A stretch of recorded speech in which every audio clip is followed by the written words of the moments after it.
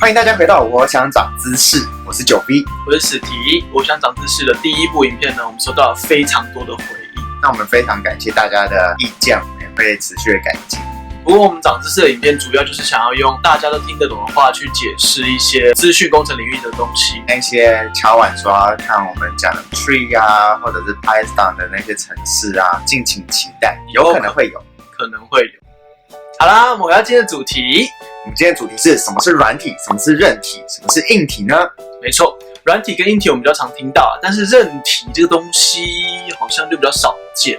我们只是比较常忽略它而已。其实你手机啊那些韧体更新还蛮常看到的，很多人其实不太清楚这些东西要怎么区分啦。即便你是读电脑相关科系的，有时候大家也是没有注意的话，就会忽略，根本不知道它们的区别在哪里。所以我们会分别介绍什么是软体，什么是韧体，什么是硬体，然后它们差别在哪里，最后做个总结。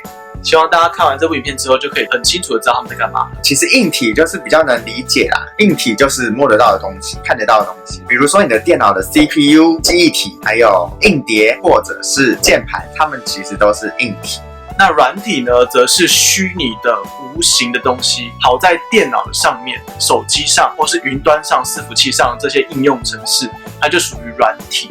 比如说像是我们常见到的 Facebook App， 或是 Google 的 Chrome、Instagram， 或是 Photoshop、Line， 这些都是属于软体。那重点来了，到底什么是韧体呢？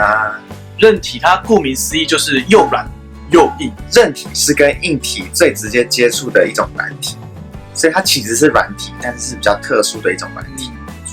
比如说最常见的韧体啊，其实就是 BIOS。我们常听到 BIOS 这个词嘛，它是 Basic Input and Output System。每一个电脑你买来，它其实都已经有内建 BIOS， 出厂的时候就有换好 BIOS。BIOS 在电脑开机的时候，会从唯读记忆体载入，主要呢负责2件事情。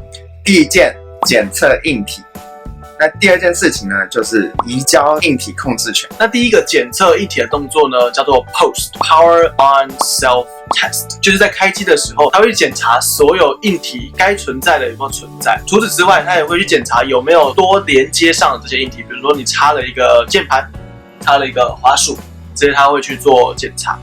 那第二点，移交硬体控制权，这个转交权利的意思就是说，它会去按照优先序检查开机的选项，也就是你的作业系统放在哪一个开机硬碟当中，一个一个按照优先权检查，检查到第一个符合资格的人，他就会把它作业系统载进来，然后把硬体控制权交给他。微波炉、洗衣机、冷气机，它里面都是有韧体在，才能去控制它的硬体。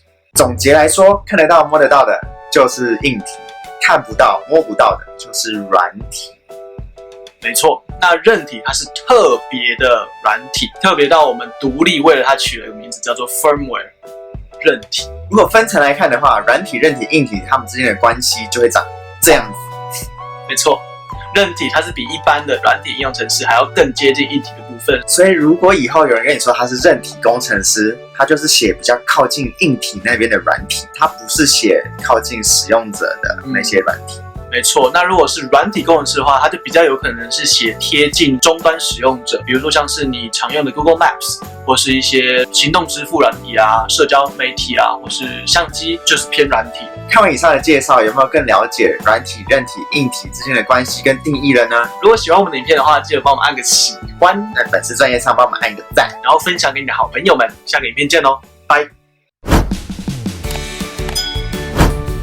那简单来说，它就主要负责2件事情。第一件，就是我要讲。第一件